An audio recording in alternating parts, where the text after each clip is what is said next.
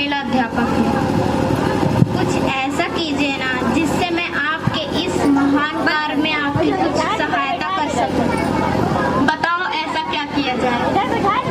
आप नारी शिक्षा के लिए इतना परिश्रम कर रहे हैं तो फिर आपके घर के नारी ही शिक्षा से अछूत क्यों हैं?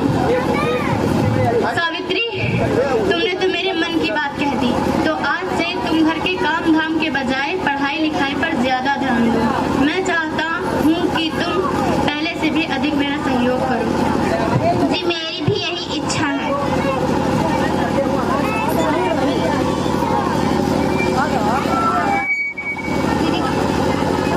जी महाराज। रे गोविंद, तेरा वो नीच बेटा कैसे कैसे कुकर में तू कुछ जानता भी है? महाराज, मेरे बेटे ने ऐसा क्या अपराध किया?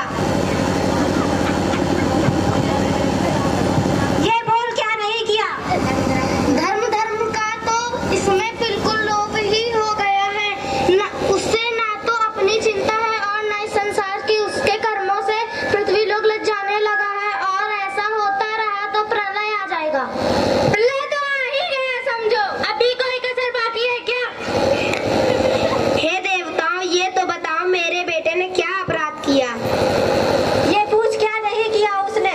धर्म का तो बिल्कुल हस्तक्षेप कर रहा है। अब बात यहाँ तक पहुँच गई है कि वो कन्याओं को शिक्षित करने के बजाय उन्हें बिगाड़ रहा है। और ऊपर से नीम चढ़ा करेला और नीम चढ़ा वाली बात यह कि पाठशाला में उसने अपनी पत्नी को ही अध्यापिका बना दिया है। ज्योति, छी छी।